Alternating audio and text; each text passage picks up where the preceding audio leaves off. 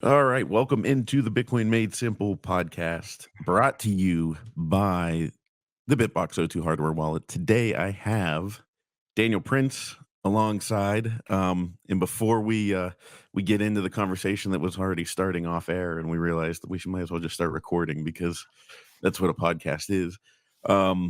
Get yourself a Bitbox. Go to bitbox.swiss/Bitcoin Made Simple. Use promo code Bitcoin Made Simple to get 5% off your order. And take your keys off the exchange. Get your coins off the exchange. Do not let those bastards take your money.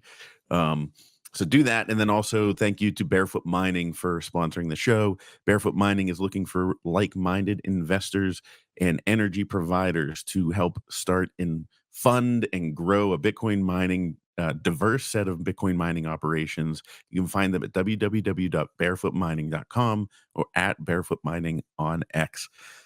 Daniel Prince, how you doing? Good, brother. And I want to back up what you said about Bitbox because great company, great piece of equipment. They've been sponsoring my show now for many, many years. And please, anybody listening to Corey, if you do not have a hardware wallet, this is the most important aspect of your Bitcoin rabbit hole journey. Listen to what he says, not your keys, not your coins. Please take control. If you haven't done that, you're leaving yourself exposed. It's not your Bitcoin. So use his code, get that discount, get that Bitbox. That is a direct plea from the pair of us. Yes, 100%. And, like I did an episode recently where I was like, I'll be honest, I know most of you don't use hardware wallets. I was like, it's okay to admit because it took me way longer. I think it took me 2 years in my Bitcoin journey before I finally had the balls to do it. And it still, even then, for like probably a year or so, I had like my stash in a hardware wallet and I had some on the exchange, um, but I know friends that thankfully I never got in this situation, but lost, 2 Bitcoin in Celsius, lost a couple Bitcoin with FTX. It's like, God, I mean, it's just so simple, and it really is. It sounds intimidating. It's a hair-raising moment when you transfer those Bitcoin over.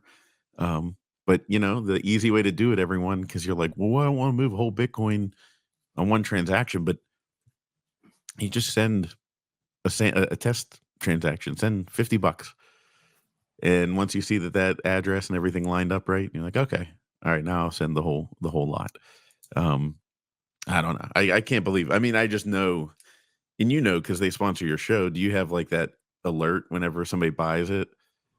I Buys it? don't.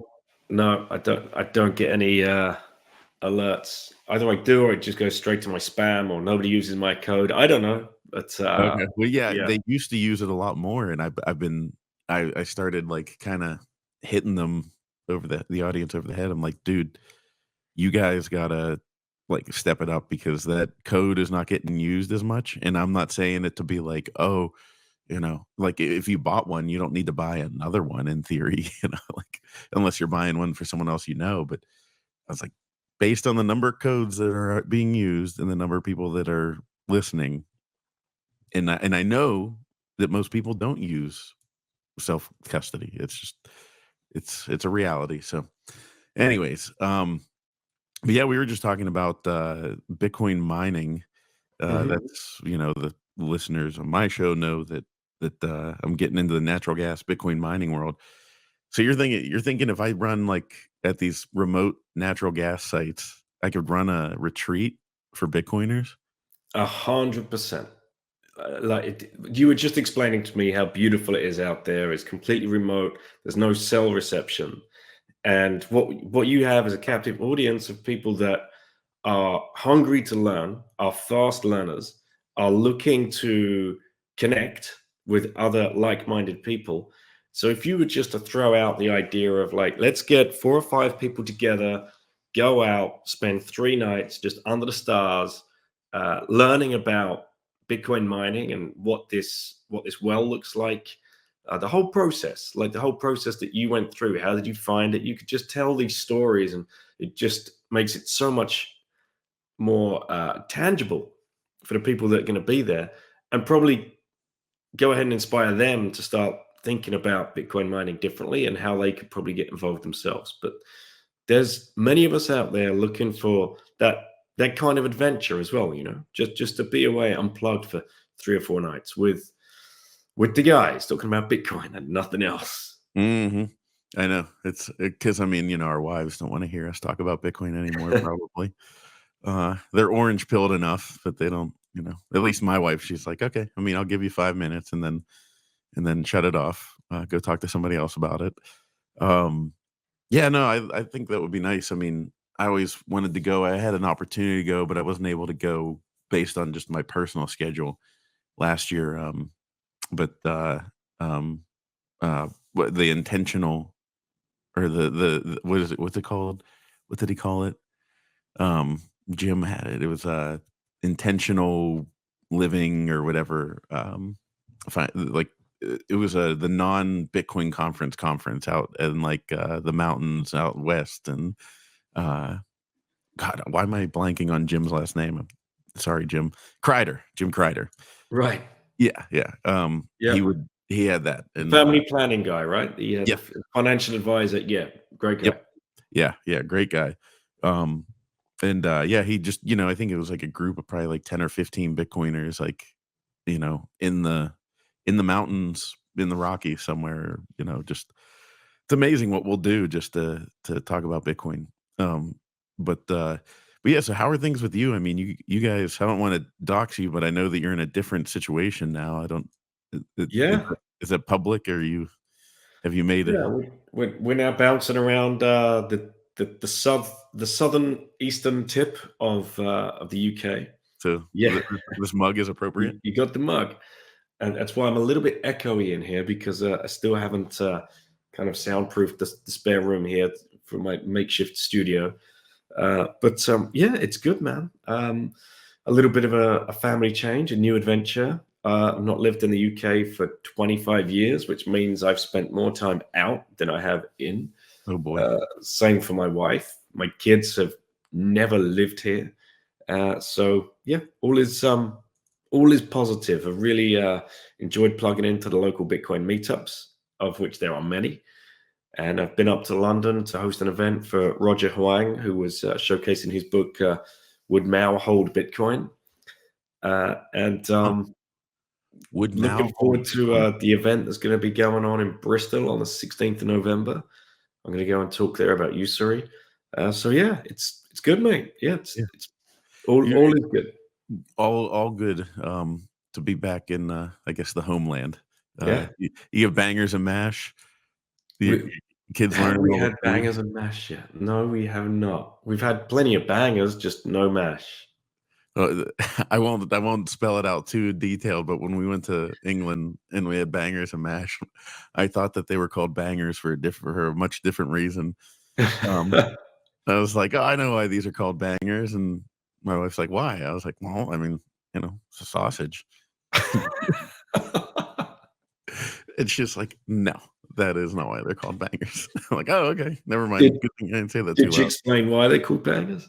No, why are they called bangers? It's the well, they make a sizzle when you put them in the hot pan, but as the air expands, if you've not pricked the skin, so it used to be natural casing. Goodness knows what they use now, unless you're a real good butcher. Where we found good butchers and they still have natural casings.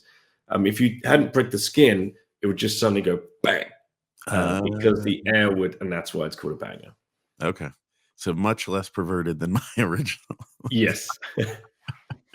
Um, but so yeah, I wanted to ask you about, your show. Obviously, it's Bitcoin related. And Ashton Forbes came on this show, and then he was Mhm. on your show to talk about the MH370 flight that disappeared Yep. and all that kind of stuff. So yeah, are you kind of going in a different? I know not that you're going in a different route, but I know you've been doing some hidden science. Uh, Yep. what have you found as you started to peek under that rock? My goodness. Yeah. The that series is just starting to take off a whole life of itself, and people that listen to your show, they understand everything's connected, right? Everything is downstream of money. And that goes for science, that goes for energy, that goes for health, that goes for all of these other weird little rabbit holes that us Bitcoiners find ourselves in. The geoengineering one, is a current rabbit hole that many of us are being pulled into. So when I started that series, I started that one with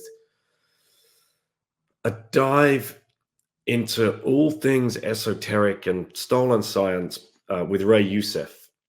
Because Ray and I had talked offline at conferences, and he'd told me about, he looks you sternly in the eye. He's like, "Bro, I've got books that would turn your hair white, and I you don't want to know the things I know." I'm like, "No, Ray, I do want to know the things you know, and I want you to come on the show and share it, whatever you're comfortable sharing." So he kicked it off, and then some friends of mine had been leading me down the Wilhelm Reich rabbit hole of orgone energy and connecting all of that to the 5G towers and the lines in the sky. It was Jack Cruz actually that came on before I even started the stolen science. He came on and started talking about all of the fuckery in the medical industry, and of course he mentioned the lines in the sky as well. I'm like, why does this keep coming up? And that was all connected to light and how our light pathways as human beings have basically been co-opted by big pharma, big medical, or the industrial medical, military complex, same thing, Freudian slip. Mm-hmm. And I don't know if you've heard his latest rip on the Danny Jones podcast. Mm-mm. 4 hours long. He lays out what went down with Kennedy, but he takes it all the way back to like the mobsters in Chicago and Florida. He was naming Lyamansky, Trafficante, and as British guy, we don't know all of these legends, and we've watched Sopranos and things like that, and The Godfather, but it's not like being American and growing up with those stories being and those people being a part of like your everyday life.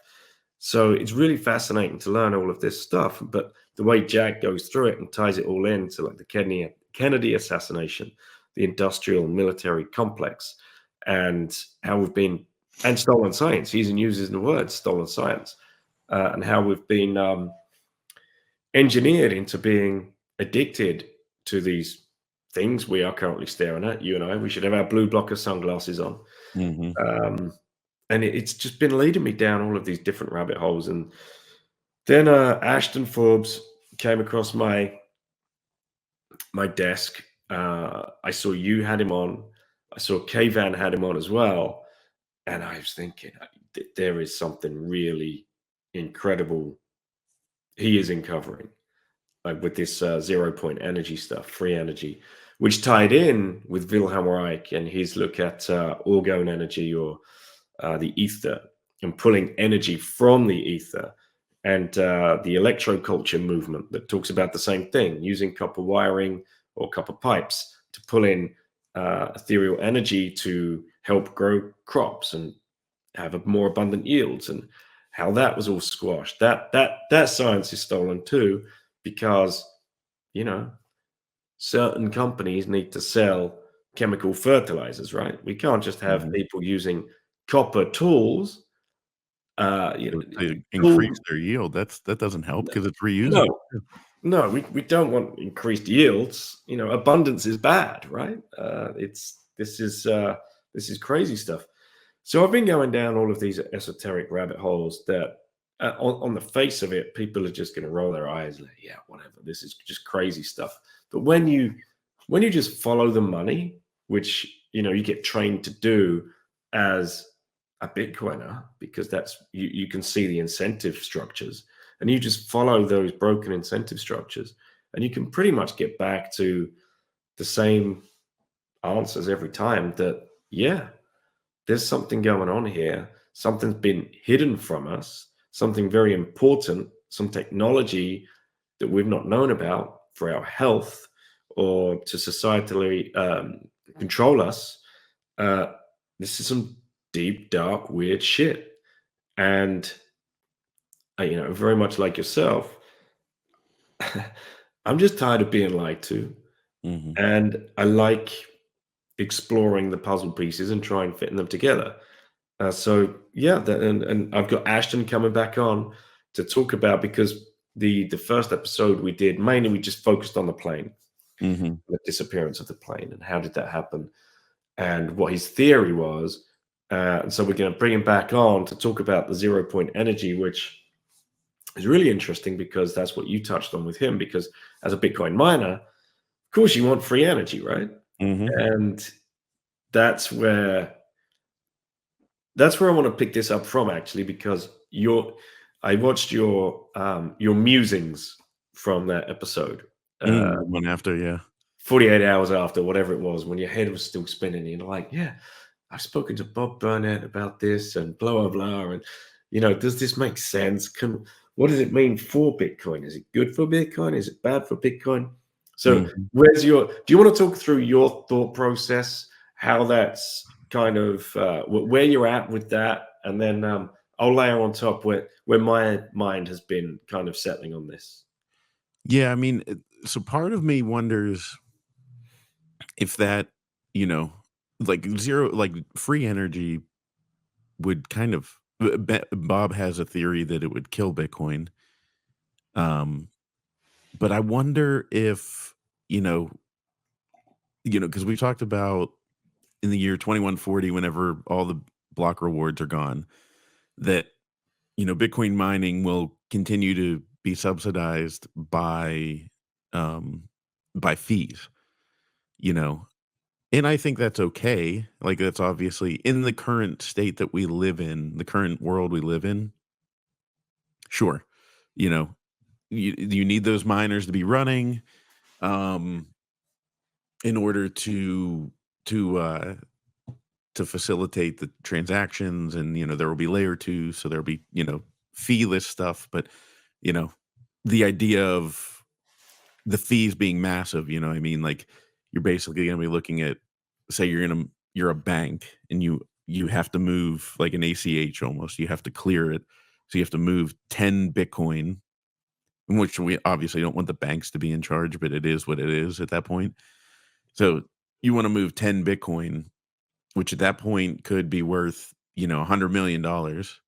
Um, you're gonna move 10 Bitcoin, you're gonna pay a massive fee. That's gonna go out to the block, the miners. It'll make, the mining, I feel like, will always stay marginally profitable. It'll kind of keep hovering there.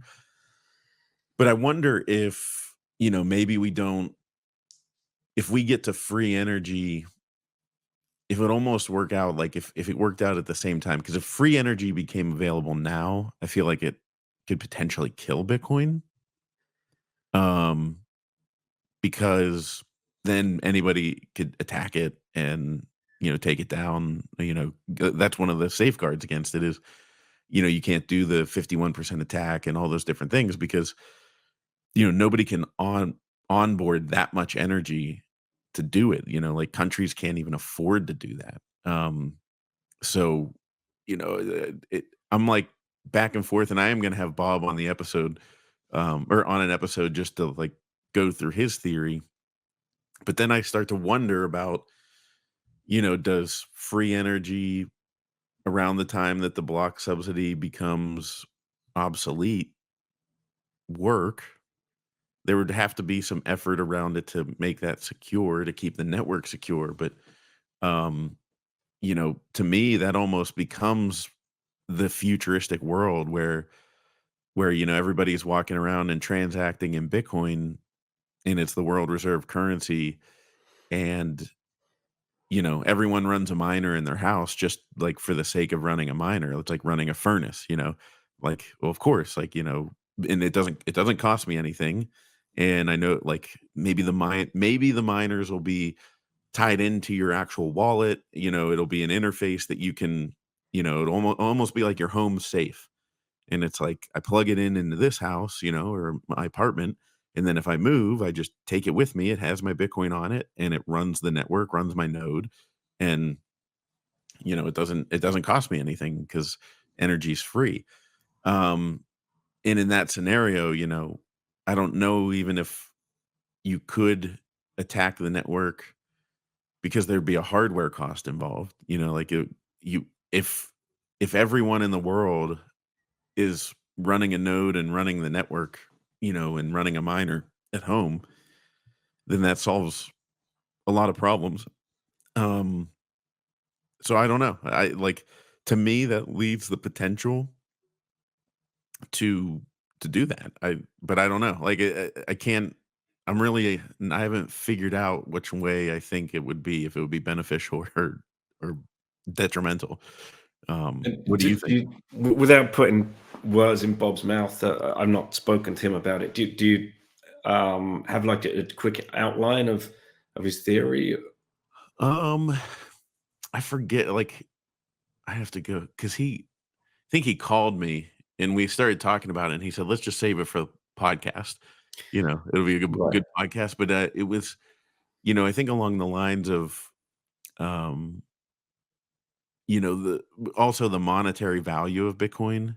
I think that's really where it comes from, is the monetary value is behind the energy that it costs to to produce the Bitcoin.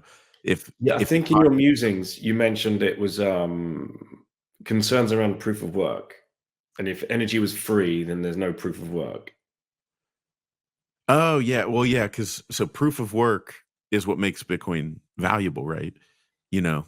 And if energy's free, then the proof of work is almost unnecessary to a degree, because it doesn't matter, because it's free to show that work. If the work is free, it'd be like, I don't know, I'm just thinking out loud here, but, like, let's just say you're a farmer and you have day laborers that are working in the fields to produce the food for your community, and you have to charge people in order to, pay the day laborers.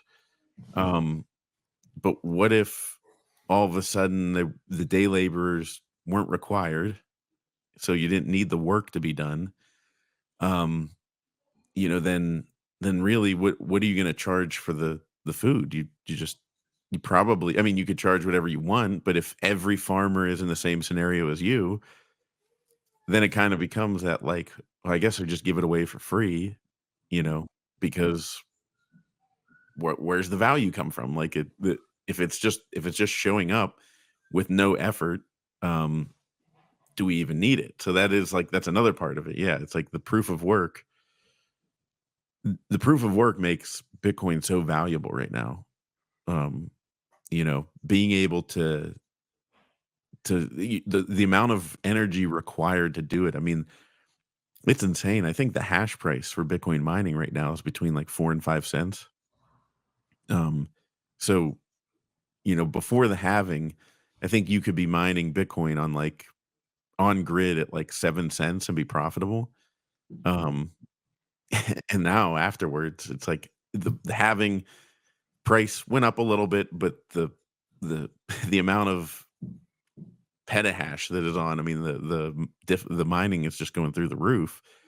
Um, so you're at all-time highs in you know, mining. The difficulty adjustment keeps going up and up, making it more difficult. It's just it's tough sledding. You can't even, yeah, I mean, like 4-cent electricity. I remember somebody saying that they were gonna set up an opportunity to mine Bitcoin in, this was a couple years ago. It was like some island nation, and they were like, "Yeah, there's a scenario where we can get 3 cent, 3.5 cent electricity." And it was like, "Whoa, like that is insanely profitable. Go for it." And now it's like between 4 and 5 cents is what you need to be profitable. Like, and barely. You're probably breaking even. Um, especially if you have any kind of administrative costs or anything like that. So it is interesting, and like, my partners in this Bitcoin mining venture, Bob included, we all talk about how, like, I think we're on a race towards zero. Mm. We're on a race towards who can get energy the cheapest. And I mean, I'm not like shilling myself so that, like, I can get investors, but we do have you know, scenarios where we can get energy for less than a penny a kilowatt, like a tenth of a penny, or um uh even on my own private property, I can just get it. If I have to put the investment into the infrastructure of, drilling a well and all the stuff that would come with it, but I could have free energy on my own property. Um, so it's just you I don't know. Like, everybody's racing towards that. And I guess, in my opinion, if you get there, or as close to there as possible, um, get there as soon as you can, before, and then just make hay while the, yields are good, and then whenever it's done, you know, hopefully Bitcoin is in a position that can survive it. Um, but I mean, if I can almost find free energy, and I mean, it's gas, it's an actual thing, so it's not the free energy that Ashton is talking about. But if I can have zero cost for energy, just as a random pleb who owns a piece of land, then, you know, other people are gonna be able to get there. Um, I mean, I'll tell you right now, I have miners sitting in my basement that are unplugged because my electricity rate here at home is 12 cents.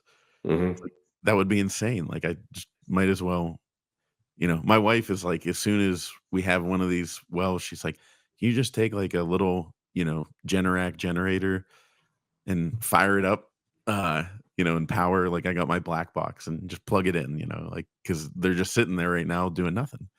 Because it would be a total loss. I'd be losing. It'd be like buying Bitcoin. If you wanted to buy $100 worth of Bitcoin right now, that'd be like spending $300 on it, to get $100 worth of Bitcoin. It's stupid. So, I don't know. Yeah, I hope that, I think I think free energy would be good for the world, but I hope we get there, and find a way to balance with Bitcoin. What do you think? I mean, what do you think Bitcoin does with free energy? Yeah. So my immediate thought was, well, this is great, right? This is awesome. This is going to decentralize mining. And Mhm, Lord knows we do need that. And this opens up mining to every single pleb in every corner of the world. mhm, If And that was just a very kind of knee-jerk reaction way of thinking. And then listening to your musings and what you shared with what Bob shared with you got me thinking deeper about it, and like proof of work aspect, and okay, so what does this actually mean? Proof of work. And so I just started thinking around proof of work. Well, and energy. What is energy? Is energy actually not already free because it can't be created, right? mhm, It's already there. So the proof of work actually is baked into the mechanism that you put in place to harness or capture that energy.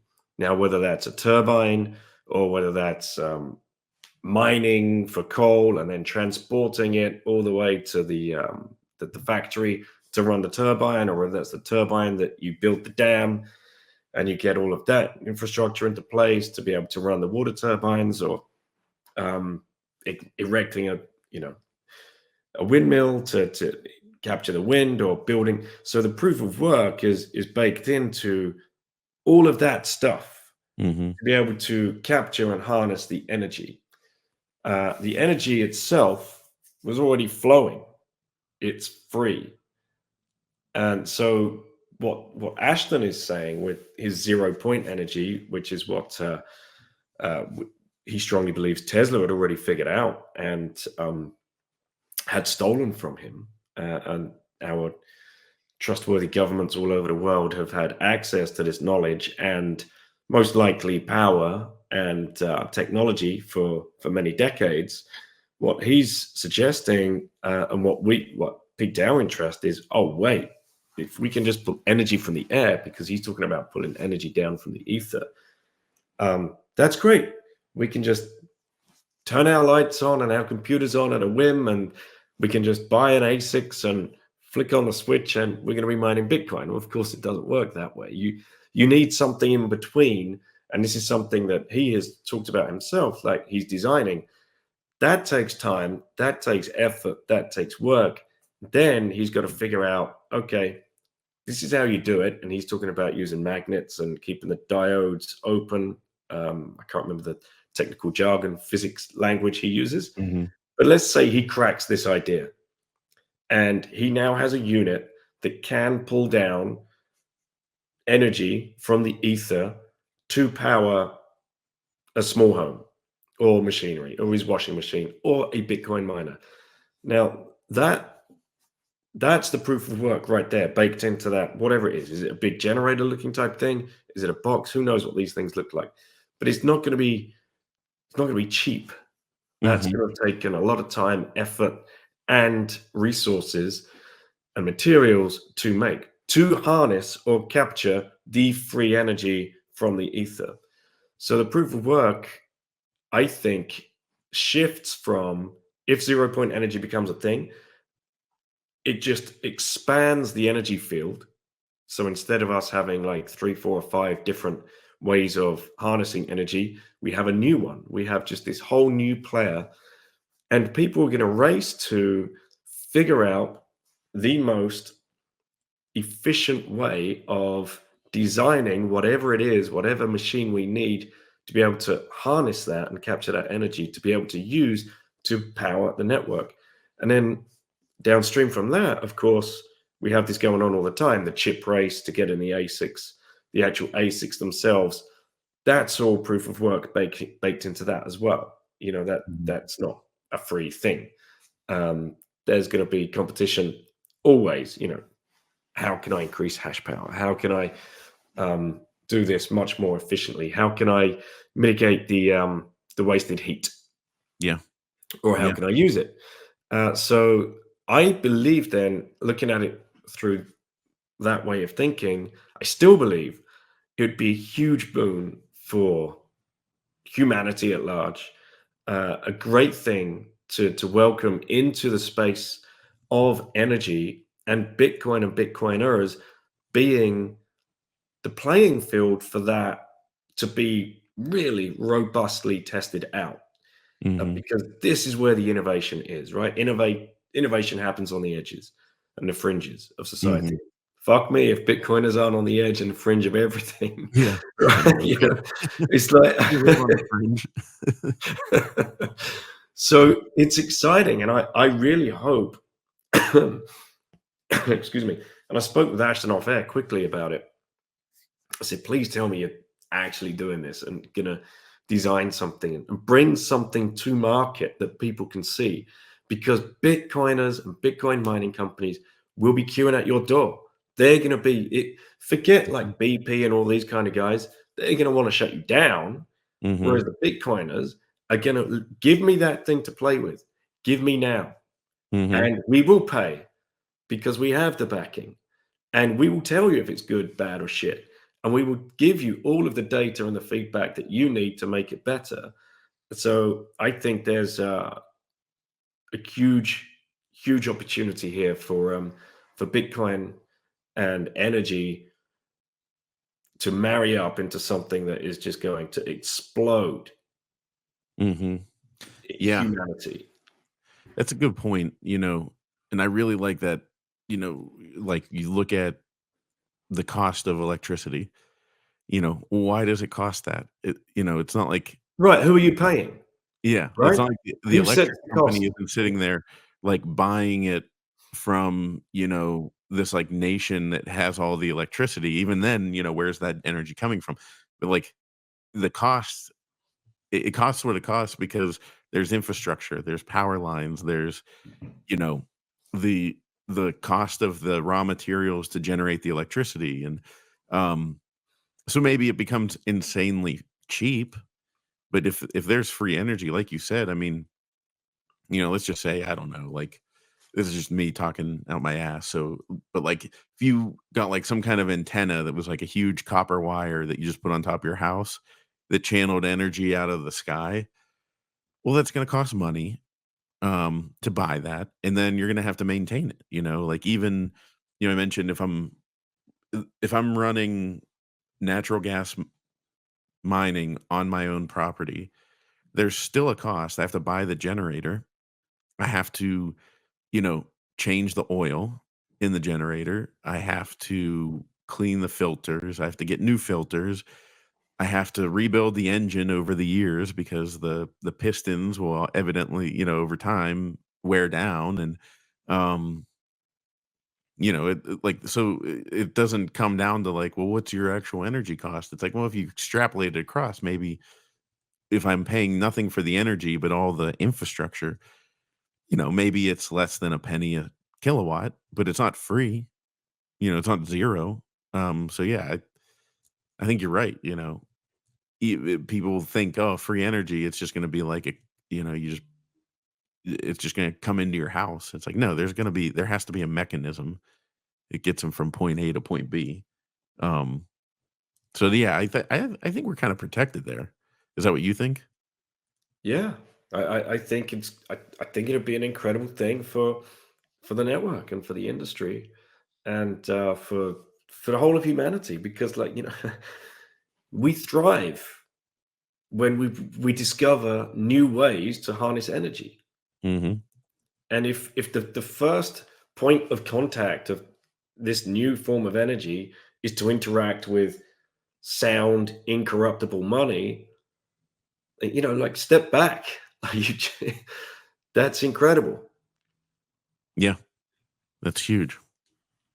And you know, it's funny. Not to go down on where this rabbit hole even goes, but that's what a rabbit hole is. You just keep going.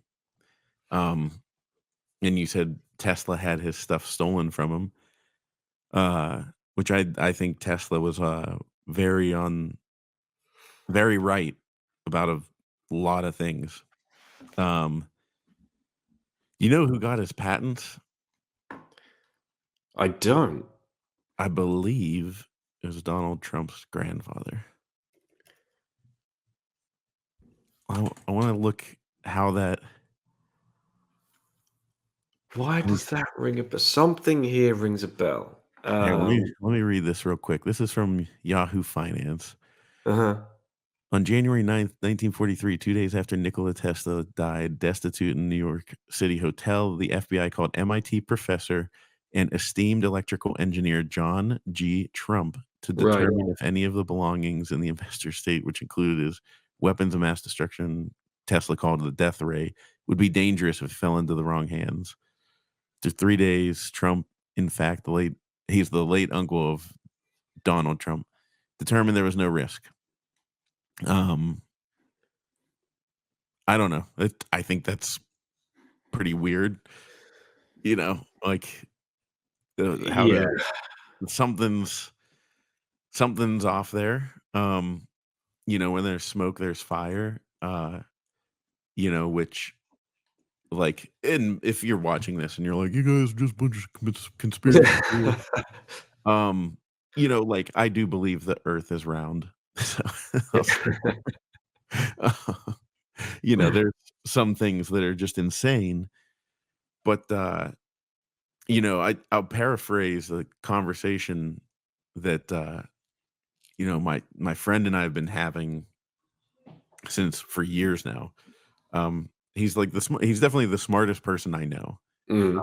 hands down. And it's really the I'm not going the religion aspect, but he was an atheist, and we were like, and I just whatever. And he's like, I discovered something like beautiful, and I'm like, what? And he's like, it kind of made me like a believer and higher power, all that kind of stuff. I'm like, what? And he's like, yeah, it's just like the way he describes it. He's like, all these over the years, I would just get these like popcorn kernels stuck in my teeth of knowledge, like a little, Right. like a little piece where it was like, you sit there and then you just like your brain would go to it and you'd like work on it a little bit, but it was like, oh, that was interesting. Then he said just one day they all clicked together and it was like, oh my God. It's so much. So I'm sitting there like, all right, dude, like walk me through this. And I'm thinking, where are we going? Like I actually asked him, I said, did you like go on an ayahuasca trip Right. or something? Right. Like what in the world? He was like, no, no, no, no. He's like, it's just, logic. Um, and it started with the pyramids, and I'm like, Mm. "Oh, okay." Uh, but the religious aspect, I'll just quickly say, he was like, "The more you start to study these things in ancient history, the more the religious texts start to light up like a Christmas tree, where you're like, 'Whoa, this stuff's all there,'" you know, like the water damage on the pyramids and stuff like that. Like, have you gone down that rabbit hole? A Um, little bit. Only like what's the Graham Hancock series? That's yeah, the outside. ancient apocalypse, yeah. Yeah, I mean, yeah. 100% was water at the pyramids, like, there's no doubt, and, it whenever my friend was we were talking about the pyramids, and he said he went to an Ivy League school, and there was an elderly professor that after he graduated, he lived with to, like, help, he lived by himself, so he helped him in his, you know, final years, and, um, he's like, one of those popcorn kernels was that, this Egyptologist who they're so wrong about Egypt, like, they think there were tombs built for the pharaohs, and that's complete Mm, BS. Um, and, uh, and he said, they were sitting there. He was like, "I'm in the other room, and they're just having coffee, like, in the kitchen, talking about this and that," and this is one of the top Egyptologists, and he just kinda said, like, that there was this vase that they discovered in the tombs that or in the pyramids that had, like, gold kind of suspended in it that could only be I'm really butchering what he actually said, but the point was, whatever it was that they found, he said, "The weird thing is, like, the only way we know that that could possibly be done is with nuclear fission." And then they just, like, kept going on, and my friend was like, "Huh, like, that's interesting," you know? But, like, everybody just sees, like, information like that, and then they're just like, "Well, that's weird," and then they move on from it, and when you dig into it with how the pyramids align with the stars, um, how they, you know, basically could be nuclear reactors. mhm, Um, I believe Tesla not discovered Wi-Fi, but would on the top of the pyramids, um, was able to notice the way energy flowed at the top of the pyramids, um, and, you know, understanding radio waves, all those different things, and then you look at, like, what Tesla was trying to make with his towers. He was trying to make, basically like a pyramid, um, and then you look at all of the cell phone towers and everything around, and you're like, I mean, it's basically a pyramid. It's just not made with limestone. Um, so there's, I could sit there and say to people like, "Oh, the top of the pyramids, it has something to do with energy and, radio waves and all that." And they'll be like, "You're nuts." And I'm like, "Okay, walk outside and go find a thing that transmits, you know, radio waves and instant, at the speed of light, like how we're talking right now, yeah. you know, talk information getting spread at the speed of light through the air. Do you see anything that's about the height of a pyramid?" You know, oh, yeah.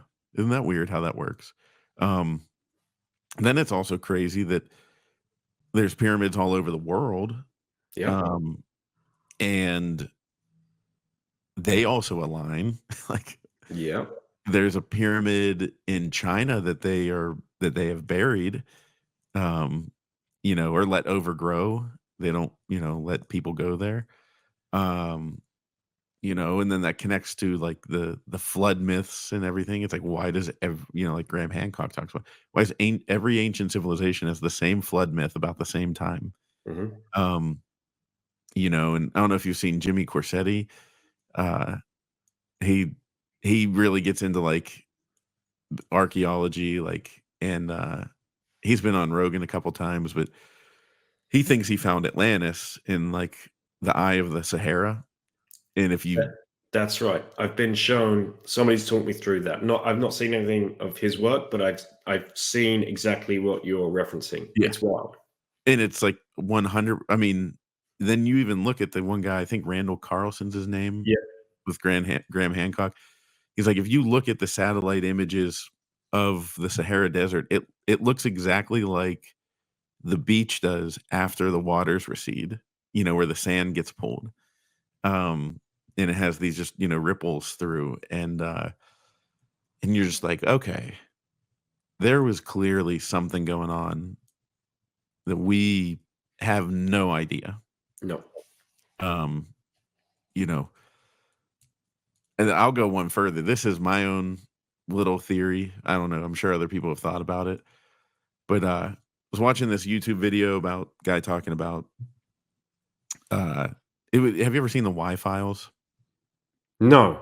It's a fun, I always preface this because I sent it to my dad and he thought that I believed all this stuff. Like the guy usually goes through stuff and then he debunks it at the end. So he goes through the fun part of the story and then at the end debunks it usually. Sometimes he can't debunk it. Um and the one episode was the moon is hollow, like is the moon a space station or something like that. Mm. And during that episode he just happened to mention that if the moon didn't exist, um, we would have a lot more moisture in the atmosphere. Um, and that matches what pre Younger Dryas um, civilizations have documented. It matches that it was like a heavy moisture like atmosphere, um, kind of like fog to a degree. Because without the moon, we wouldn't have the gravitational pull to do that. We wouldn't have the regulation of tides. We also wouldn't have the regulation of fertility. Um, and and you know, so he's like, just threw that out there. And then also the other thing is these ancient civilizations pre, 12,000 years ago, none of them, um, they talk about the stars, but none of them talk about the moon. Like they all like talk about all the stars in the sky. None of them talk about the moon. And that was just kind of like a throwaway thing. And then he went on with his whole like conspiracy story and, debunked that like, yeah, the moon isn't a space station probably. But I'm sitting there thinking to myself, like, all right, say I'm God and I'm telling Noah, like, BTW, I'm gonna flood the entire earth. You should get in a boat. And then how would I do that? Um, well, if you sent a moon and placed it perfectly to regulate the tides and fertility for humanity going forward, um, it would bring all the moisture out of the sky and cause massive flooding all over the earth. Um, which kind of makes sense and change the landscape of Earth. I mean, because what are the odds? People are like, "Oh, the moon's a space rock that just got caught in our orbit, or it's a chunk that came from the Earth." And it's like, okay, what are the odds that it's a perfect circle? And that perfect circle, when it lines up with the sun, is the same exact size. Like, that's nuts. That is insane. There's no way that that's just by accident. Like, I mean, I don't know. What do you think? Like, I just The moon thing, I don't know, man. But you got me. To go back to the I laid a pyramid? lot out there, so Yeah, yeah. To go back to the pyramids, um, the idea of them being communications towers as well. It's been discussed, I think, by Randall Carlson or Billy Carson, Mhm. one of the two, perhaps even Hancock himself, which is interesting and makes sense because how were they building these pyramid structures in all different corners of the globe? Like were they sharing intel? Like you don't just wake up one day and like, hey guys, think I cracked it, pyramids, right? On Yeah.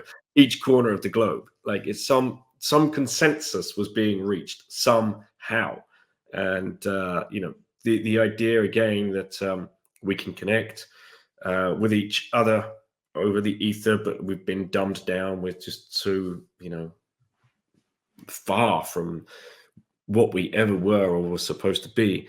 But the tying that in with more modern day, when you look at uh, ancient buildings, historical buildings, churches, Yep. and the church spire Mhm. and the church bell. Well, what's the shape of a church bell? Well, it's Mhm. beautiful kind of not an exact pyramid, but you know where I'm going, right? Yep. Which could be used and copper and brass and these really highly conductive materials that were finely Mhm. tuned to a specific frequency. And for what reason? Well, we all know that us as human beings, we are frequency. Everything that moves is frequency. This desk I'm sitting at has its own frequency, as does this glass, as do I as a human being, as do you. So frequency is everything. And this, then you go down the rabbit hole of, well, why was there so many church bells destroyed across Europe? Tens of thousands in each country, Mhm. like taken, like if not just blasted and completely sent to rubble, but taken and Yep. then replaced with a different material. So you can still have the nice ringing and whatever else, but it's not the same. And that just gets you thinking more about, again, to me, that's a direct link to the idea of being able to draw some kind of energy from the ether and using frequency as a form of communication and as a form of um, perhaps what we talk about the EMFs right now. So what do we have? Modern day, we have, instead of the church spire, we have the 5G spire. And Mhm. what's that pumping out? Well, not nice sounding, harmonizing, beautiful bell ringing that you can hear across the countryside, which is being perfectly timed with the other one in the next parish, and then the next parish, and then the next parish. So this whole country, and then this whole continent, especially in Europe, if you look at Europe, churches everywhere, Mhm. once, twice, three, four times a day, depending, because every quarter of an hour they can go. What is that doing? Is that resonating harmonious? Is that keeping people happy? Flip that upside down to clown world. What do you have? EMF towers pumping us full of this dirty, toxic, non native electromagnetic frequencies that we are amplifying ourselves just by walking around with these damn things in our pocket, our Wi-Fi routers in our houses, Mhm. our Bluetooth radios in our cars, and you have the complete opposite. Yeah. And what do we have? An angry society that can't think for itself and is unfriendly. Mhm. There's something here. I can't prove it, but intuitively I know it. And the more I learn about like the ancient civilizations, and I know for a fact that whatever we've been told about archaeology and this, that, and the other thing, and how the pyramids were built, complete bullshit. Dudes in loincloths with saplings putting these things up. Mhm. Like, what? You look at a classic picture in a history book of like what we're teaching kids this. I can't believe I had to sit there. Like, how demeaning is that to the history teacher or to the Mhm. professor that your friend was referencing? Like, my God, like we just take it. We just accept it as gospel, like, "Yeah, oh, yeah, that makes sense." When, Uh, like, mind you, we haven't been able to recreate that with modern no. tools. Um, we wouldn't have to, have humans dragging them up, slopes. We these, you know Oh, well, Corey, of course, you forget Caesar's Palace in Las Vegas. I mean, look at that beautiful thing, right? Yeah, yeah, right, Oh, God. it's like, people don't understand, like, the stones that it was built with, the precision that they were cut, and, it's you say, like, about the frequencies and, like, resonance, like, I think I forget who talked about it, but I did, like, a deep dive on it, it was interesting. some like historian or something that found this like tribe in, or maybe he was a priest. I forget, something like that. Missionary, maybe something like that in South America. Found this tribe and was describing this experience where they were all sitting there with those long, you know, like horns. They go like do do do do do do do do do, um, and they were all doing that and doing like, humming like a chant, like and the guy was floating. Yeah. Yeah, yeah, yeah. Yeah, they Yeah, can levitate stuff with frequency, right? yeah, Yeah, yeah. it's So what it's like, like, these classic, like, drum circles and stuff like that are, that you would find in, ancient tribes, and it's all documented, like, it's yeah, so if you can levitate things with frequency, like, in the woods with your bros, just, yeah, like, finding the right rhythm, yeah, but yeah, no, of course, we're just programmed to think that's just, like, complete and utter total nonsense, and believe the science, and yeah, let's just use cranes instead. yeah, yeah, and yeah, but with the cranes, we're still not even capable of doing No. anything remotely close. I mean, those things survive are like earthquake proof. Like it's like an if it was a nuclear reactor, it's an earthquake proof nuclear reactor. Um, and there's a chamber that we discovered, I think like 12 years ago or something, that we haven't opened because Mm, Egyptologists probably do not want to find out what's in there. Uh, and it's like, what makes more sense? That they were able to build something that we can't replicate in human, like in our history. They were able to build something in a pharaoh's timeline, or his lifetime, or they humanity got reset, and this was they were just there, and this pharaoh was like, I'm gonna use it as a tomb, like he stumbled across this great building and they're like, cool, bury me in there. That's what I want. Um, it's just, and like there's all kinds of stuff about like what the frequencies are like inside the pyramids. mhm. Um, it's just it's wild.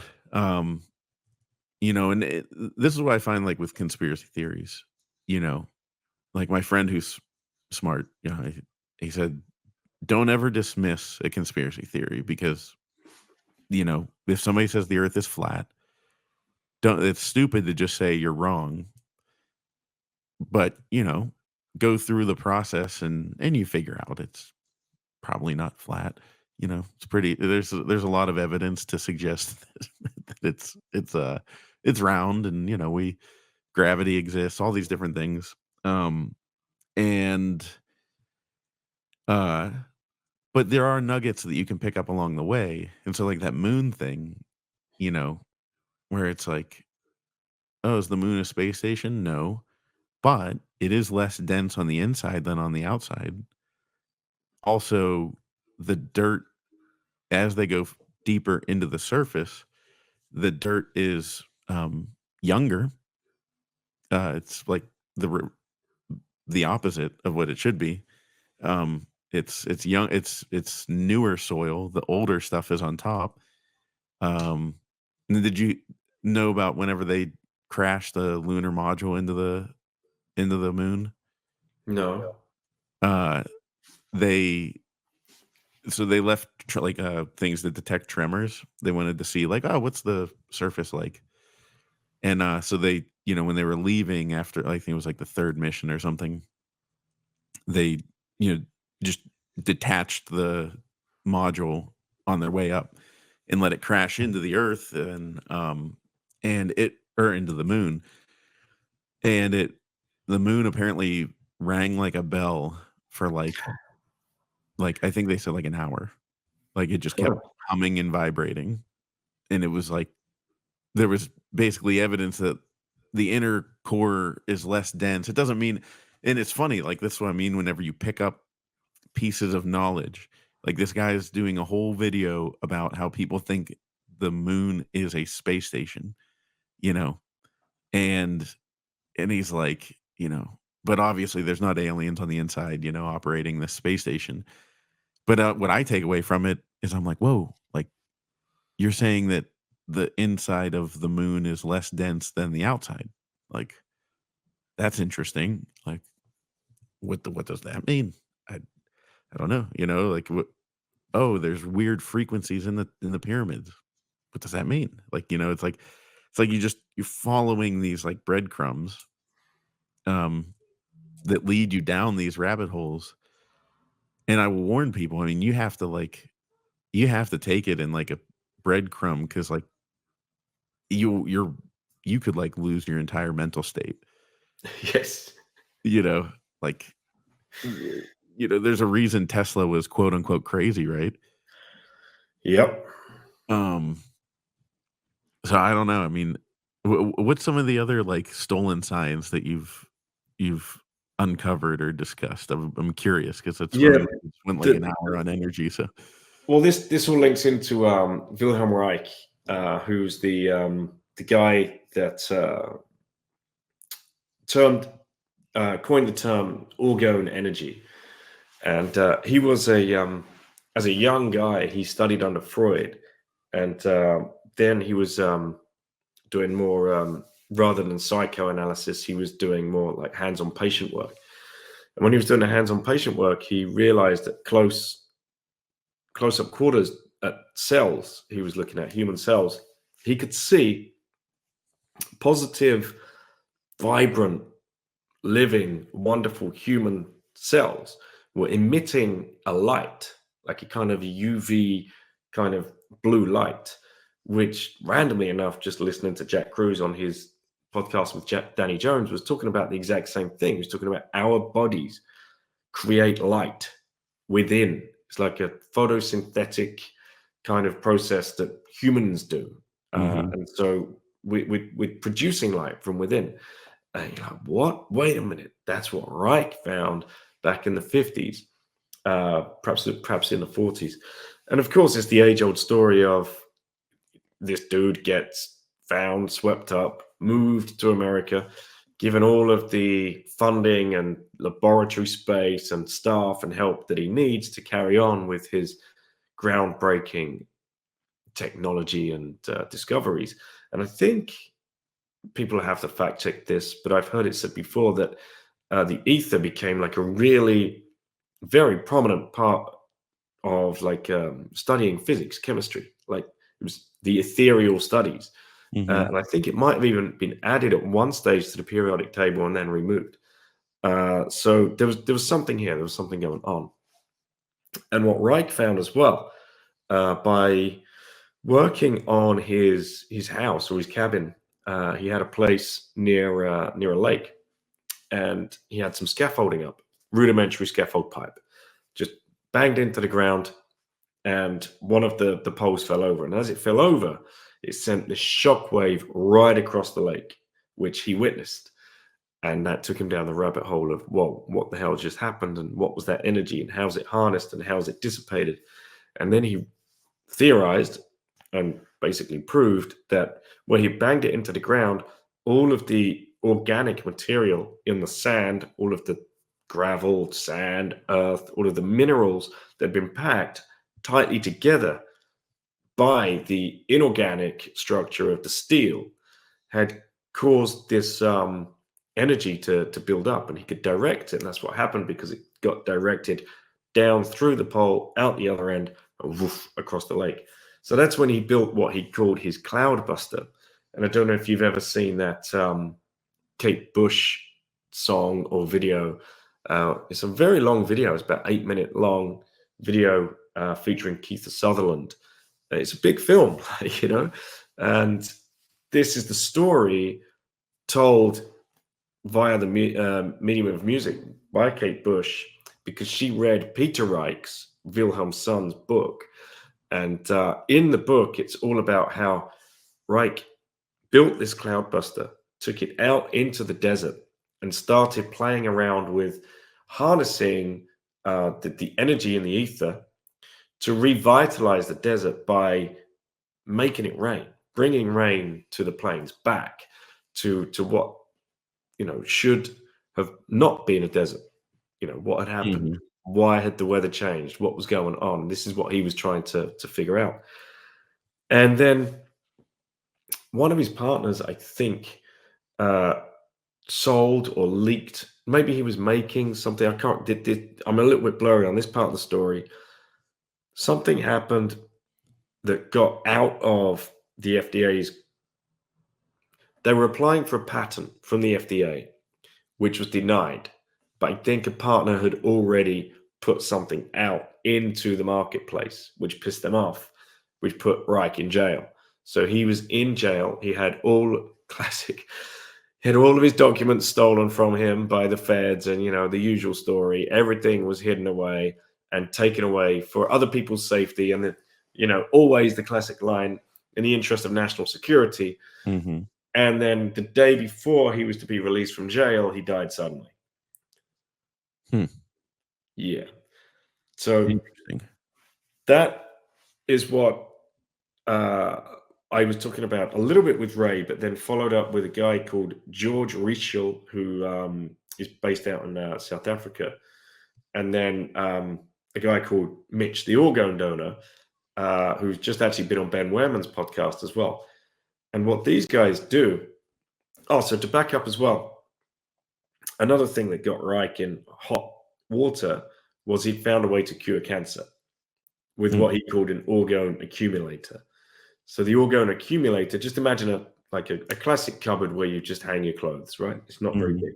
But you could put a chair inside it and sit inside it and close the door, and you're the guy sitting in the cupboard, right?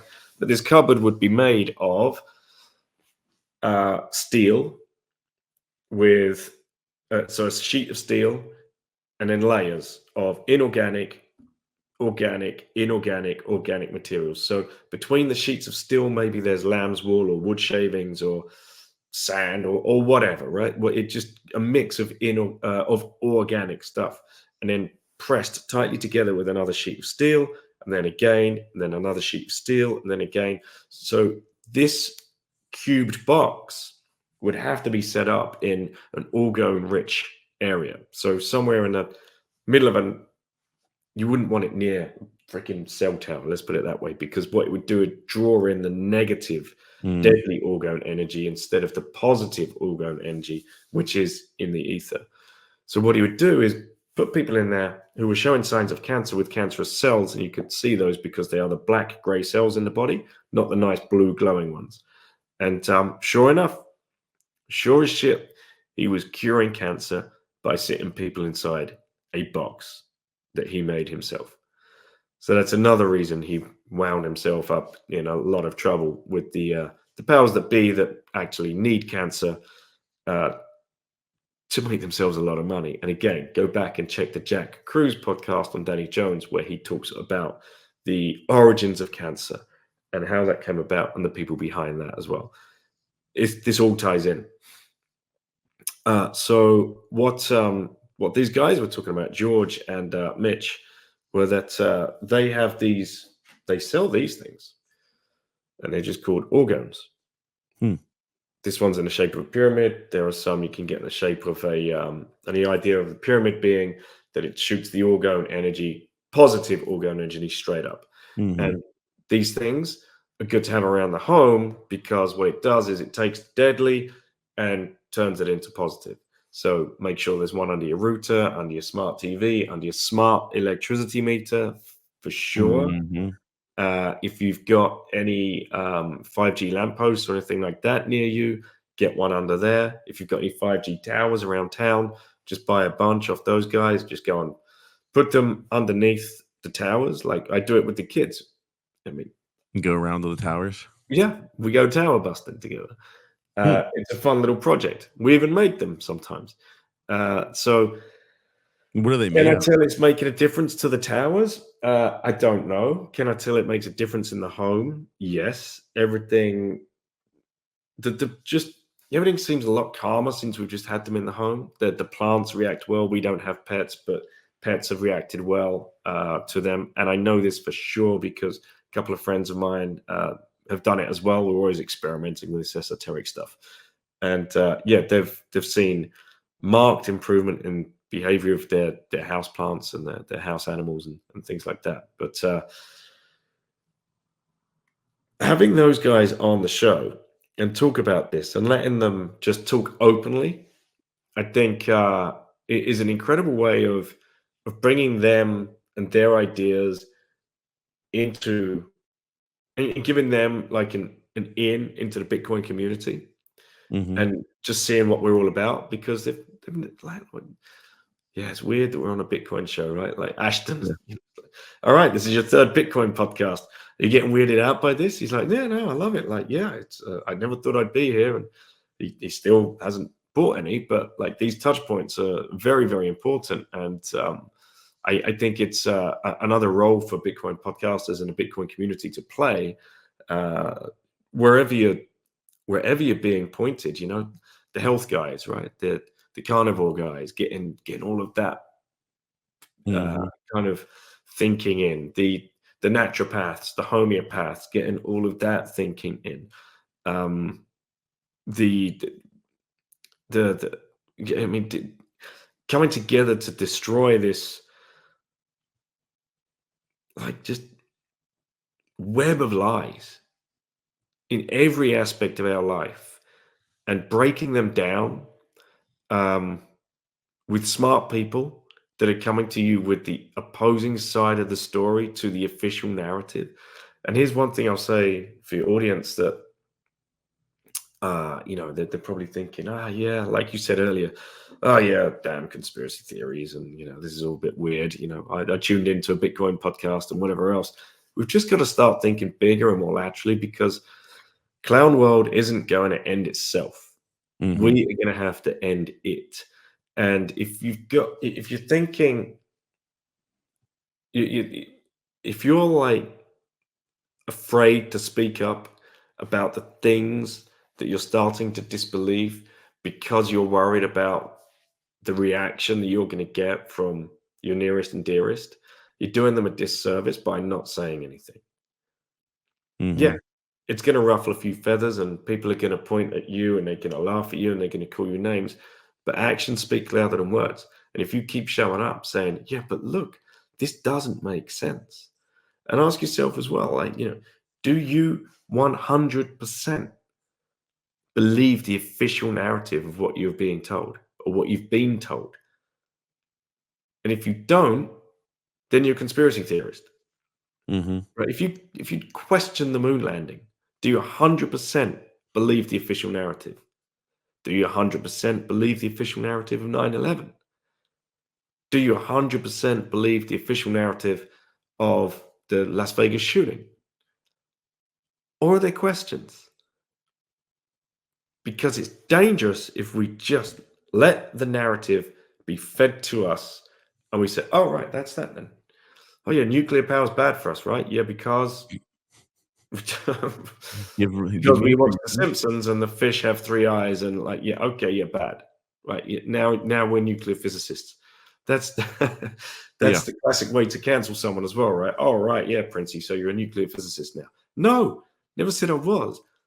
But I'm not believing that it is radioactive and it's just going to completely kill us all and we've got to switch off all the nuclear power plants across Europe. That seems like crazy talk to me.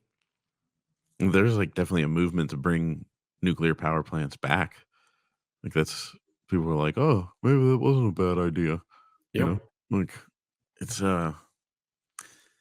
it's so interesting to me how we just accept stuff. Um, but like you said, there should be a question about everything. Um, and I mean I'm not like really you should question everything, but you should do it in a healthy way. But I like when you can mentally handle it. I will just say I'm not making it a religious thing, but like I always said, I'm not I'm not just gonna be like accepting dogma and I challenge everything. And it's weird that every time I'm like, oh, like this might be the thing that like rocks me. And and then it actually makes it like I'm like, "Oh my god, everything's real." Um, you know, because like, I'll just give you an example, so, you're saying with light, like how we have light within us. Yeah. Have you seen the the, it's like under an infrared or thermal or something, the moment that a sperm, fertilizes an egg, it emits this massive bright light, Right. you know? Like, there is a chemical reaction that's boom, and light Wow. comes out of it. Yeah. Um, and then, whether people believe it or not, the Shroud of Turin, uh, that is purported to have the image of Jesus Christ on it because it was what he was buried in. Um, Based on studies, whatever it is, was imprinted on by light. You know, it was a equivalent of a burst of light from the sun, like a sunburst, a solar flare. So it's like, believe what you want to believe, but I mean, light is like we are all. I mean, everything's connected. You know what I mean? Like, I well, I've said this before, like, 'cause people, with, like, on the face side, they go, "How's prayer work?" "How's God hear everything?" And it's like, well, we have, like, frequencies and, like, there's a reality to, like, even if I'm thinking of you, Hmm.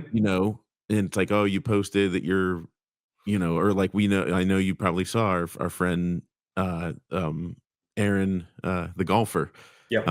who he posted and asked for, thoughts and prayers his way, and he's dealing with something it sounds like pretty serious, and it's like there's something that happens physically that we don't understand with the energy that comes out of us, Hmm. the waves, the way everything moves. We don't understand it at all, and it's just I'll like I guess I'll do I want to tell this or not because it's kind of a private thing. How do I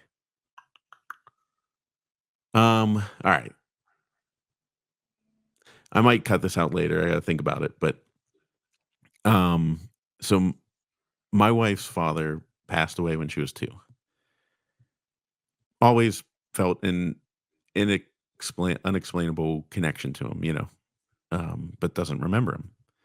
Uh, and so did you ever see the movie Christmas Chronicles? I'm not sure.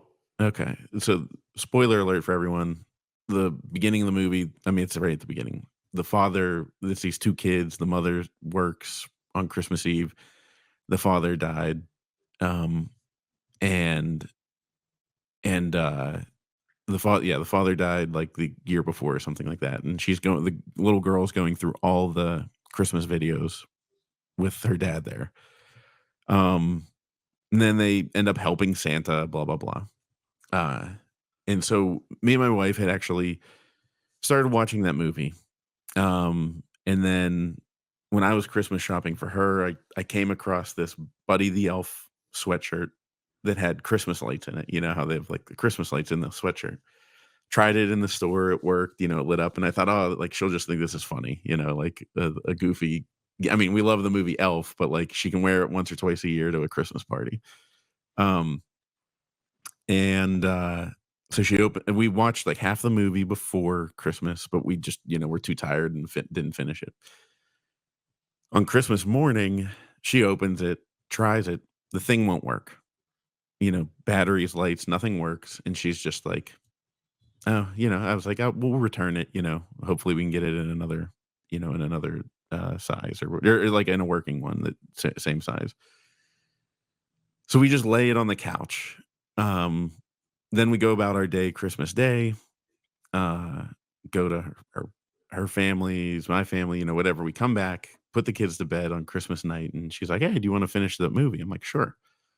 Um, so at the end of the movie, the girl, and the boy help save Christmas, and the little girl didn't get, like, a present or anything, and then she, like, opens it, she gets a present from Santa, and she hangs it on the tree, and she's like, oh, it's kind of, it's almost like, oh, this is kind of lame. She puts it on, and then when she looks in, she can see her dad in there, and he waves to her and says, you can read his lips. He says, "Merry Christmas." The moment that happened, that sweatshirt lit up like a Christmas tree and was blinking and it did that for like 30 seconds and then off. And I was just like, she was like crying, and I was like, wow, your dad just said Merry Christmas. Like, and it's like there's something about it that we don't understand here Mhm. on Earth. Like, there's something that is more powerful, way beyond what any of us know, and it's like we just we're so limited in our understanding of Yep. what reality is, and it's like like, I mean, people will be like, "Oh, I don't know if I believe that story." And it's like, I mean, I don't care if you do. Like, I experienced it, like it's pretty wild. Um, you know, I it's just interesting to me. Like there's so much, and like the fact that we get life from the sun, like the sun provides all the energy we need, you know, and not to get into that rabbit hole, but they're trying to block it out. Well, yes, they are, Corey. Yes, they are. And yeah, so yeah, we are all connected, mate. And prayer, right? People get turned off because we've had uh, an attack on religious beliefs and rights and groups and thinking for goodness knows how long, right? All of our Mhm, lives, I'm sure. But okay, call it something else. Call it sending positive vibes, man. Like it's the yeah, same thing. Or sending, I'm manifesting for you. Same mhm, thing, right? That's all prayer is to me. mhm, I saw that tweet from Aaron. The first thing I'm doing is thinking of that dude, thinking, oh man, I am sending as many positive vibes I can muster right now your way. And mhm, I'm thinking about you. And that's literally now imagine 5,000 other people doing that at the same time. mhm, I mean, the DMs and everything else he gets, that's different. That's a different kind of connection. But there is something being sent across these airwaves, across this ether, which is what Ashton is talking about, which is what Wilhelm Reich was talking about. Uh, there's something there. These frequencies, these church bells, the electro culture people are talking about. Yes, and that brings us to blocking the sun. Like this people have said George Soros and Bill Gates have actively funded companies that are doing this, private companies that are experimenting with stratospheric aerosol injection. It's documented. It's even being televised and shown on the news, on mainstream media, have even documented it. So even for your biggest normie, clown world loving, MSM watching drone bot sitting there at 10 o'clock at night watching the news would have seen a segment that says billionaire philanthropist Bill Gates invests in technology to block the Earth's sun so he can reflect the rays back out to space, so we can cool the planet and make sure that by 2030 we're not all going to burn and die and the planet's going to fall out of the sky in a blazing glory. Like they've seen that, they've seen these stories, but then they can't connect what they've seen and heard on the news from the nice newscaster lady that's all done up with her bouncy hair and big red lips and button down shirt and telling you with a smile on her face and mhm, hypnotizing you with all the freaking EMF frequencies from the television. Yes, there's a reason people talk about tinfoil hats. Back to frequency again. Uh, but the fact is, just use your eyes. Just use your eyes for the next 2 weeks. And when you're outside, look at the sky. And I can't believe I'm in a position now where I'm actually arguing with people that the sky is blue, or at least meant to be. This is how crazy this one's got because they actually believe that thick, milky, white, hazy crap that just lingers there after these lines that have been laid down slowly spread. They just, oh yeah, it's normal, natural cloud cover. It's just an overcast day. Like, no, it's not. It wasn't. It was perfectly blue this morning. It was beautiful. Did you see it? But Hmm. then these lines just appeared in the sky. Oh, that's just exhaust fumes. Yes, some of them are. They're the ones that disappear. Yeah. The ones that disappear after 2 or 3 seconds. I remember watching them as a kid. Yep. I remember. I'm not lying to myself. I do not remember seeing lines that scored the sky for thousands of miles in perfect lines and then in a perfect grid. And then by 2 o'clock in the afternoon, we've just got nothing. Like it's not even a cloud in the sky. It's just this complete white blanket. I ain't buying that. Hmm. I am not buying that. And then when you start reading about the different terms that they use, stratospheric aerosol injection being one, and the idea being that these megamaniac brains that are, trying to drop the planet's temperature for us, i.e., hide sunlight, which is what we need as human beings to function at our best at all times, let alone the animals and the bees and the insects and the other vegetation, everything draws life from light from the sun. The fact that these people, what's the name of that company? Silver Linings. Go and check those out in the US. Silver Linings and what they're all about and what they're trying to do. The fact that they actually believe in this technology and that they can play God is crazy.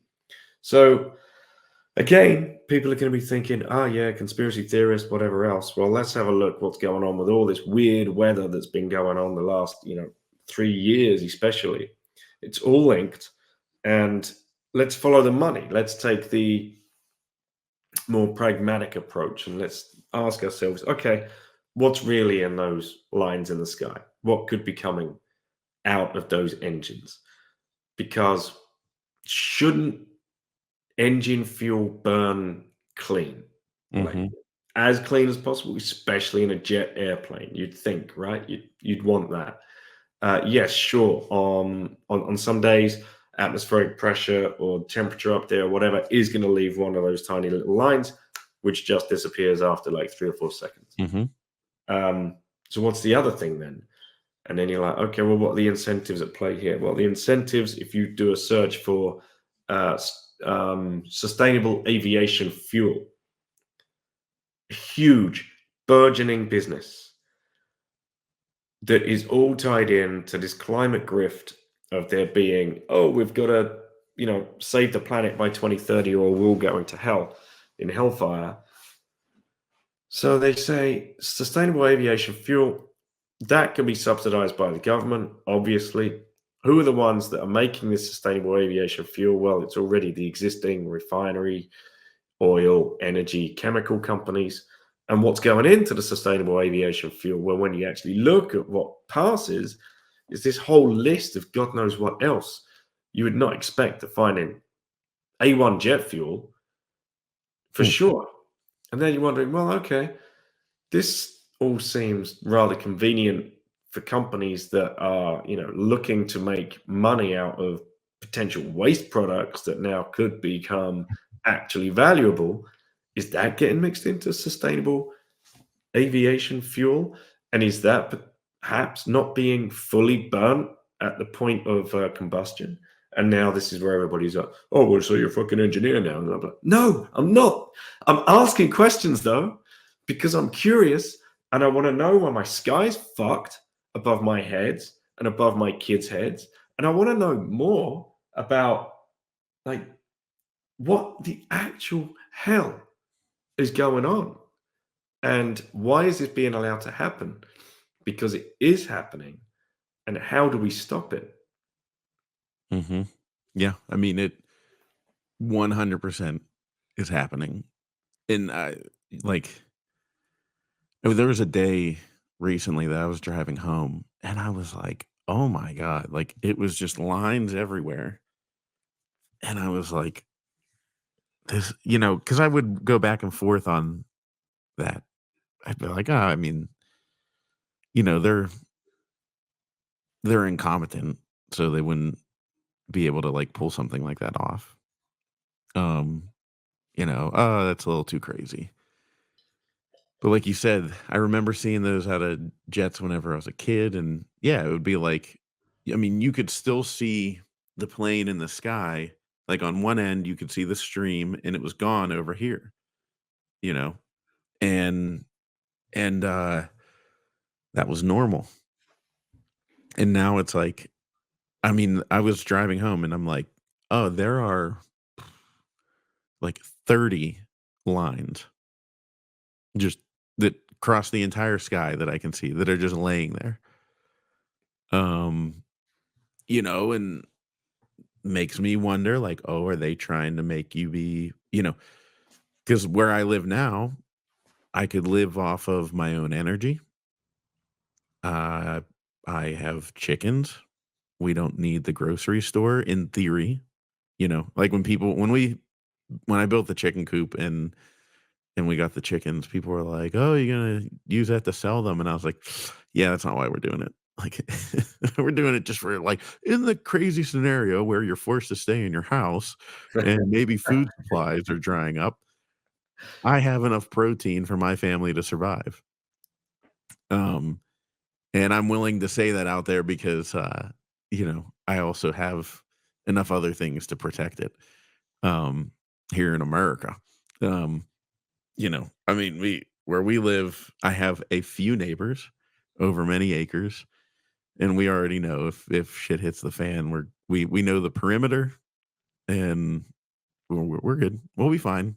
Like, one of my one's or a couple of them are ex-military. One's a helicopter pilot. I mean, we'll be okay. Like, we'll be fine where we're at. Um, but I could start. We haven't really dug into the gardening aspect yet.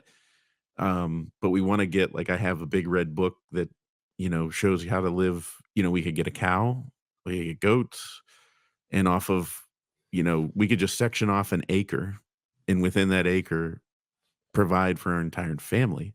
Now that does require sunlight to Hmm. grow the crops. Yep. We make our own. We'll grow our own corn. We'll grow our own food, but it requires moisture and it requires sunlight. And where I live this summer was like really bad drought. Like not to the point where they were shutting people's water off, but I was like, man, this is gonna be killing the farmers. You know, I mean, I was Hmm. walking by the cornfield yesterday just with my dog, and I'm like, some of the corn was like up to like my like stomach, and I'm like, oh God, like, it's supposed to be knee high by the 4th of July. That's our saying out here. And uh, you know, it was, I mean, I didn't even see ears of corn on some of them. Um, so, and I mean, historically, then I go through that, and then you have to think too, like, okay, historically, there have been summers where, you know, there was not a lot of rain. Like it's just part of the natural process. Um, but you can't completely discount the other end of it. And so yeah, like let's just say I wanted to live completely off grid. Uh, what would point me back towards being reliant on other people other than myself? And one of those things would be a lack of sunlight from, you know, halting the growth of my crops. That would be that would be a way to do it. Um, I'm sure there's other reasons they're spraying chemicals in the air, Hmm. much much more ominous. You know, it's just I don't know, man. It's a screwed up world we live in. It is. It's wild, and it's not. There's so many things too we could get into that probably just get us both so canceled that we'd never be able to even speak on online again. Um, but we'll save those conversations for offline. I hate to say that, but like it's true. You know what I mean? Like, um, yeah, we had friends over last weekend or something like that, and I kind of went down I had enough beverages in me to start going down the I was like, "So, you know all politicians are corrupt, right?" Right. I was like he's like, "Oh, you know." I'm like, "No, it doesn't matter which side. They're all corrupt." Um, what do you think is gonna happen with the election? Do you think who do you think is gonna win in America? Oh, I am doing my best to pay no attention. Um, To that clown world? yeah, it because it is a clown world, and it's not like I wouldn't vote anyway, but I can't. There's nothing I can do about it. It's the rest of the world is just along for the ride. Like it's really such a crazy situation. I don't It's know, so man. messed And up that the what happens whole in our country affects you guys so much. yeah, and that whole assassination attempt. Do you 100% believe the official narrative of what happened that day? No. Can I tell you what happened that day? No. Will I ever know the truth? The truth is, I'll never know the truth, and it's just fucking annoying. Like, Mhm. it truly, and we've got these people playing these games um, at levels that we'd never understand, and we're just the innocent bystanders, the useless eaters that are the ones being affected. And yeah, I don't know. I mean, from an outsider looking in, it looks as though Trump has the tailwind, but is that because the algos are feeding me anything I see? I don't have any other kind of information other than what I'm seeing come across a Twitter or Nostr feed, So Mhm. Mhm. um, Yeah, who knows? it's weird.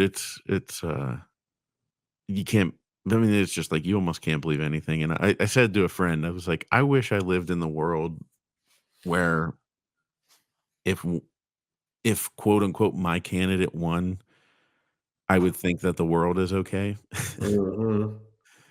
Like, I'm actually envious of those people because I live in this world of, like, either way, it's terrible. Like, either way is not good, Yep. you know? I mean, Bitcoiners wanna get all on Trump, and I'm like, "Okay, yeah, he was paid to come to the conference, and then he, quickly made a meme coin," and, Yeah. you know, I mean, nobody like, there's no I haven't found a politician that actually cares about Bitcoin other than trying to use it to get votes. Um, it's they don't care. Very few people that's the other thing too, people don't understand. It's like, I just think very few people actually like, Bitcoin is so taboo to so many people still. It's like, it's so far from being mainstream, Mhm. Like you've said it so many times, we're so early. Mhm. Like, it we all thought that Bitcoin would be at a 100K by the 2021 Bitcoin conference, and now we're sitting here at 63K. Uh, it's just it is what it is, and I don't know, I just keep harping on 'em, like, "Guys, we're so far away from, like, you know, the like, I mean, there will be a pump, retail will come in, it'll go to we'll find a new high, and then we'll have a new, consolidation level, maybe we'll consolidate around 120K or something, I don't know. Uh, no, it's just it's people want it to be it's all over, and I'm like I talk about Bitcoin so much that I think it's mainstream, and then we get outside of our bubble and, like, talk to NPCs, and you're like, "Oh, they don't even care." No, not one bit. Nope. Oh my. Alright, well, that should do it. I mean, we've gone down enough rabbit holes for today. Thanks for coming on, Daniel. I appreciate it. You're And welcome. we'll Before you give me the last on your film, because the HBO one's dropped, oh, and yeah. it's all about Peter Todd, and they've found Satoshi. It's just another classic. But you were filming searching for Satoshi back at Miami 23, weren't you? You Yeah. conducting some interviews. Are you pushing ahead, or have you shelved it? What's the latest Um, thoughts? Half and half. I mean, it'll get done eventually, but, part of it is that I've become, so disillusioned with a lot of the things in the Bitcoin world where, like, I want I want the opposite of that, and and it's funny because we talk about it, when I interviewed a lot of people, um, how like, let's not find out who Satoshi is, and obviously like I lay out in the trailer, that's not what the Yep. point of the documentary is. Um, but what really stuck with me was when I interviewed Saifedean, which I will preface this with the like kid that was with us, that was basically like production assistant. We were filming, you remember, we were filming 2 movies at the same 2 documentaries at the That's same right. time. You and Pierre, right? Yes, yeah. Yeah. And, and Saifedean was only made aware of the, you know, the rise of Bitcoin, or the Great Reset and the rise of Bitcoin, or um, whatever, I forget the name of it. Anyways, off the top of my head.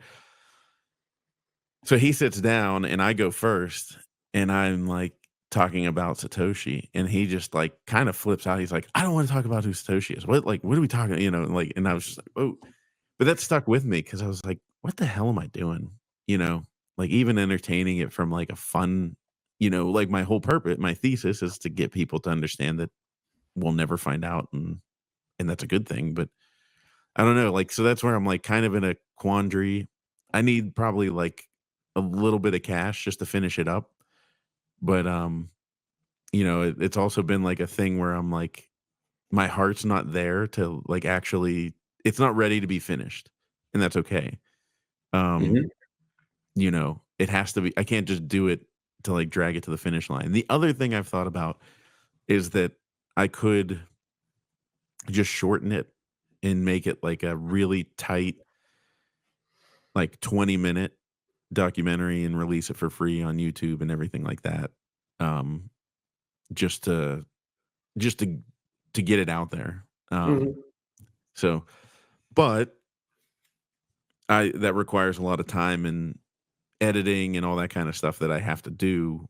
And I'm full steam ahead on trying to become a guerrilla Bitcoin miner, uh, on off grid mining sites. So it's hard to allocate the time, because I mean I will say, like, my days can be eaten up by driving to remote locations, and Mhm. spending 5 hours in the car and hours there working, and I like it, don't get me wrong, so I'm not complaining. Um, but it doesn't leave me the time to sit there and, you know, have the energy to like really get into an edit.